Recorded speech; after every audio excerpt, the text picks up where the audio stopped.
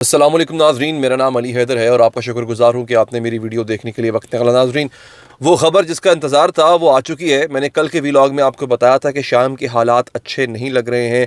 शाम में बशारुल असद की हुकूमत गिर सकती है और यह हुकूमत गिरना इसराइल की बहुत बड़ी फ़तह होगी। नाजरीन, इसराइल को इस पूरे एक साल के अंदर, जब से उसने गज़ा पे बमबारी शुरू की, हिज़्बुल्लाह पे बमबारी शुरू की है, तब से लेके अब तक इसराइल को इतनी बड़ी फ़तह अभी तक नसीब नहीं हुई जितनी बड़ी फ़तह उसको शाम में नसीब हुई है। बराह रास्त इसमें इसराइल इन्वॉल्व्ड नहीं था, इसमें बागी इन्वॉल्व थे, इसमें अलकायदा इन्वॉल्व थी, लेकिन उनको सपोर्ट कर रहा था इसराइल। इसराइली टैंक इस वक्त शाम में घुस चुके हैं, आपको पता है। बाकायदा तौर पे शाम में इसराइल का कब्ज़ा होने जा रहा है। ये जो बागी हैं, ये जो आदमी है जिसका नाम है मोहम्मद अल जौलानी, इस आदमी का जो ताल्लुक़ है वो अलकायदा से था। इस आदमी को अमेरिका ने दहशतगर्द करार दिया हुआ था और अब इसी की सपोर्ट से सीरिया में, शाम में बशारुल असद की हुकूमत को घर भेज दिया गया है। इस आदमी के ज़रिए शाम में बशारुल असद की हुकूमत को गिराया गया है। ख़बर यह है कि बशारुल असद भाग गया है वहाँ से, और अब से थोड़ी देर पहले की खबर यह आई है कि बशारुल असद के तैयारे को हादसा हुआ है और हो भी सकता है कि बशारुल असद उसमें मारा गया हो। खबरें मुतज़ाद हैं, अभी तक ख़त्मी नहीं है, लेकिन मेरे पास थोड़ी देर में हतमी खबर भी आ जाएगी। लेकिन नाजरीन, बहुत बड़ी खबर यह है कि जो ग्रेटर इसराइल का ख्वाब था इसराइल का, वो पाया तकमील तक पहुंचने वाला है।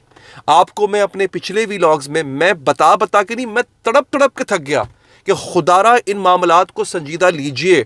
मुझे पता है आप हम लोग अभी भी जो है ना वो एंटरटेनमेंट की और लुच्चर पने की वीडियोस देख रहे होते, या हम अपनी जो लोकल पॉलिटिक्स है उसकी वीडियोस देखते हैं। देखिए, मगर मैंने आपसे कहा था ये ग्रेटर इसराइल की तरफ बात जा रही है और एक दिन आपके बॉर्डर पर इसराइल खड़ा होगा। क्या शाम ने सोचा था कि इसराइल उसके बॉर्डर पर टैंक घुसा देगा? आज हो गया ये काम। आपको पता है अगला टारगेट कौन है? अगला टारगेट है तुर्की। यूरोप के साथ तुर्की कभी भी अमेरिका को मंजूर नहीं है कि एक मजबूत तुर्की खड़ा हो। अगला टारगेट टर्की है, फिर इराक है। जो लोग ज़ियारत करने जाते हैं, इमाम हुसैन के दरवाजे पे जाते हैं, उनको वो इराक छीन लिया जाएगा उनसे। और आखिर में सबसे बढ़ के हिजाज मुक़द्दस, मक्का मदीना, ये ग्रेटर इसराइल का मंसूबा है शाम में जो है ना। और इन सबसे इंपॉर्टेंट जो चीज़ थी वो शाम है। शाम एक बेसिकली बफर जोन था इराक और सऊदी अरब के बाबैन। ईरान ने उसे कंट्रोल किया हुआ था और वहाँ पर इसराइल को घुसने नहीं दे रहा था। लेकिन बशारुल असद के चले जाने के बाद अब इसराइल शाम में घुस चुका है। ईरान का जोर टूट गया है। ईरान अब हमास की मदद नहीं कर पाएगा, ईरान हिजबुल्लाह की मदद नहीं कर पाएगा दोस्तों। रूस जो है वो अमेरिका को नहीं रोक पाएगा। ये बहुत बड़ी तबाही की तरफ जा रहे हैं हम। हमें पाकिस्तान, इंडिया से जो लोग देखते हैं और यूएई से और बाकी जगहों से देखते हैं लोग, यकीन कीजिए ये बहुत बड़ा नुकसान हुआ है पूरी मुस्लिम उम्मा का। अब आगे सुनिए, ये आदमी आपके सामने आ चुका है। इस आदमी का बाकायदा एक इश्तिहार लगा था जिसके ऊपर $10 मिलियन, यानी इस आदमी पे $1 करोड़ का इनाम है। मोहम्मद अल जौलानी, रिवॉर्ड फॉर जस्टिस। और यूएस एम्बेसी सीरिया, यानी अमेरिका की जो एम्बेसी है ना शाम की, उसने बाकायदा तौर पे ये ट्वीट किया था। ये ट्वीट उसने 2000, अल्लाह भला करे, 2017 का ट्वीट है ये, यूएस एम्बेसी सीरिया का, जिसमें इस आदमी को दहशतगर्द करार दिया गया था। और अब इसी आदमी को हीरो बना के CNN इसका इंटरव्यू कर रहा है। इस आदमी ने बेसिकली शाम में बशारुल असद की हुकूमत को गिराया है। ये आदमी एक ऐसा आदमी है जो सपोर्ट करता रहा है किसको? इसराइल को। मैं बताता हूँ आपको कैसे भला। इसके ट्वीट्स में आपको पढ़वाता हूँ। ये आपके सामने ट्वीट आ गया, times of Israel, Israel at war day 427। Times of Israel ने इस आदमी का इंटरव्यू छापा है जिसमें वो कहता है कि we are open to friendship with everyone in the region. हम खित्ते में हर किसी से दोस्ती करने को तैयार हैं, इंक्लूडिंग इसराइल, इसराइल समेत। We don't have enemies other than, हमारे और कोई दुश्मन नहीं है अदर देन, सिवाय किसके? असद रिजीम यानी बशारुल असद, सुनिए, Hezbollah and Iran. Iran, Hezbollah और असद के अलावा हमारा और कोई दुश्मन नहीं है। With what Israel did against Hezbollah in Lebanon helped us a great deal. Now we are taking care of the rest. जो इसराइल ने लबनान के साथ हिजबुल्लाह में किया उससे हमें बहुत मदद मिली है। उसके अलावा जो कुछ बच गया है उसको हम खुद संभाल लेंगे। ये एक ऐसा आदमी कह रहा है जो कहता है कि मैं मुसलमानों का नुमाइंदा हूँ, जो कहता है कि मैं शाम में खिलाफत कायम करूँगा। और वो इसराइल से दोस्ती करने को तैयार है, और उसका दुश्मन कौन है? ईरान है, हिजबुल्लाह उसका दुश्मन है। याद रखिए आज की तारीख में जो हिजबुल्लाह का दुश्मन है वो मुसलमानों का दुश्मन है, जो हमास का दुश्मन है वो मुसलमानों का दुश्मन है। नाजरीन, ये इस आदमी की हकीकत है। नाजरीन, Syrian rebel commander urges Israel to support uprising strike Iran backed forces. कहता है, ये देखें, ये कहाँ पे जनाब, ये 6 दिसंबर 2024 की खबर है, टाइम्स ऑफ इसराइल में लगी हुई है कि ये आदमी जो मोहम्मद अल जौलानी है, इसने रिक्वेस्ट की इसराइल को कि हमारी मदद करो। ये देखिए, ये खबर है, ये आप पढ़ लीजिएगा जाके, मेरे ट्विटर अकाउंट पे लगी हुई नाजरीन। अच्छा, अब मैं आपको बताता हूँ कि अगला हदफ कौन है।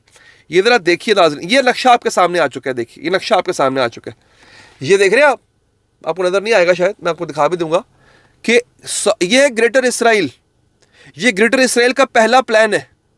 इसमें शाम पहली कड़ी थी, फिर सऊदी अरब की बारी आएगी, फिर इराक का एक बहुत बड़ा हिस्सा आएगा।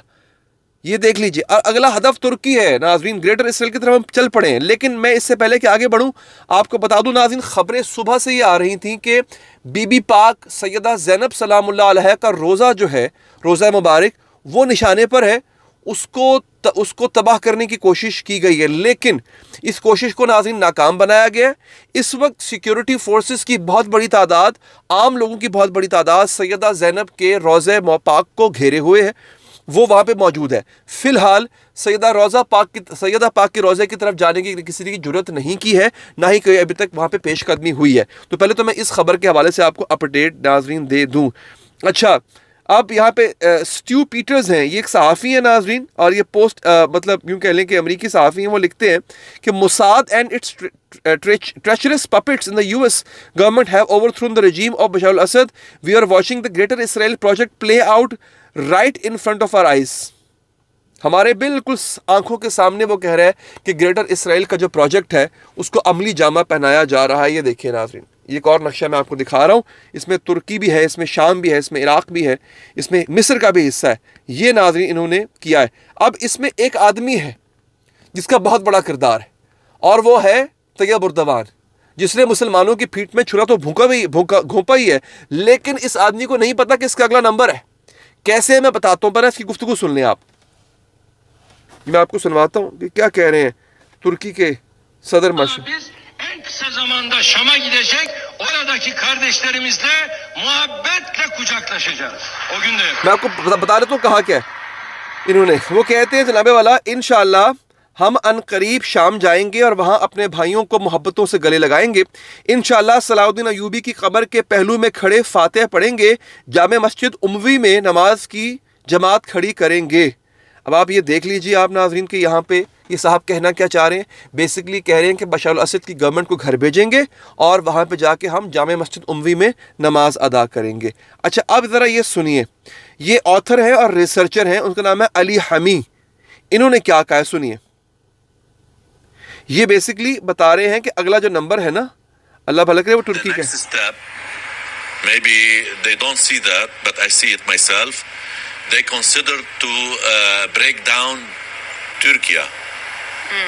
The next step for Israel and the European Union and the United States, they cannot tolerate Turkey anymore to be next to Europe and becoming strong and strong. अगला हदफ कौन है? तुर्की है। तैयब उर्दुगान को समझ नहीं आ रही है कि बशर अल-असद की दुश्मनी में जो उसने इसराइल का साथ दिया है, बागियों का साथ दिया है नाज़रीन, उससे नुकसान किसका हुआ है। यहाँ पे देखिए कि ये एक लीबिया का बाशिंदा है। इसकी पूरी वीडियो, इसकी वो ये कह रहा है कि खुदा के लिए, ये लीबिया का है, वो कह रहा है खुदा के लिए वो गलती मत करो जो हमने की। हमने मोअम्मर कज़ाफ़ी को घर भेजा, उसको मार दिया, और फिर उसके बाद अमेरिका आके बैठ गया लीबिया में। एक वक्त था कि लीबिया में टैक्सेस नहीं थे, लीबिया में कोई भूखा नहीं सोता था। आज लीबिया की हालत यह है कि लीबिया को भीख मांगने को भीख नहीं मिलती है। ये हालत है लीबिया के अंदर नाजरीन इस वक्त। वो कह रहा है ये गलती मत करना जो हम लोगों ने की थी नाजरीन। आखिर में आपको बता दूं दोस्तों कि इसराइली टैंक जो हैं वो दाखिल हो चुके हैं। इसराइली टैंक शाम के अंदर दाखिल हो चुके हैं। अहमद दुरानी साहब सहाफ़ी हैं, उन्होंने एक आदमी का ट्वीट शेयर किया है, उसका नाम है असद मंसूर। असद मंसूर का ट्वीट शेयर किया है। असद मंसूर ने वीडियो लगाई है, उस वीडियो में एक शख्स जो है वो कासिम सुलेमानी और शहीद हिजबुल्लाह के जो शहीद लीडर थे हसन नसरुल्लाह, उनके तस्वीरों को मसख कर रहा है, फाड़ रहा है। ये देखिए, ये फाड़ रहा है ये आदमी इसके अंदर। और उस आदमी ने लिखा है, असद मंसूर ने लिखा है कि दमिश्क में ईरानी सफारत खाने की दीवार से दहशत गर्दों नसरुल्लाह और सुलेमानी की तस्वीर हटा दी गई। दोनों शामी मुसलमानों के कातिल थे। सुलेमानी अपनी मिलिशिया के साथ ईरान से और हिजबुल्लाह मिलिशिया लबनान से शाम में कत्लेआम के मुजरिम हैं। अल्हम्दुलिल्लाह आज शाम आज़ाद है और दोनों जहन्नम के कैदी हैं। यानी बेसिकली ये इस तरह के लोग होते हैं जो कि फ़िरका परस्ती के अंदर जो आके, अल्लाह भला करे, इतनी बड़ी बेवकूफ़ी कर रहे हैं कि इसराइल का साथ दे रहे हैं, इसराइल का साथ दे रहे हैं। अब आप मुझे बताइए, कहीं से आपको हिजबुल्लाह दहशतगर्द तंजीम लगती है? आप लोग फैसला कीजिए। जो मजलूम फ़लस्तीनियों के साथ खड़े हैं और इसराइल के ख़िलाफ़ नबर्द आज़माएं, वो दहशतगर्द हैं। हमास दहशतगर्द है, कासिम सुलेमानी, ये क्या लोग थे? ये लोग जो मजलूम के साथ खड़े लड़ रहे थे, क्या इनको दहशतगर्द कह सकते? लेकिन एक तबका है हमारे यहाँ जो ऐसा सोचता है। नाज़रीन, अब मैं आपको मज़ीद अपडेट दूंगा कि बशार अल असद ज़िंदा हैं, क्या बना उनके तैयारे को हादसा पेश आया है मुमकिन तौर पे, क्या हुआ उसकी अपडेट आपको दूंगा। मज़ीद क्या ईरान अब इसराइल की पेशकदमी शाम में रोकेगा, क्या रूस घुसेगा शाम में, इस पर भी आपको मैं जल्द अपडेट दूंगा। लेकिन चैनल को सब्सक्राइब कर लीजिए। अपना ख्याल रखिए। अल्लाह निगहबान।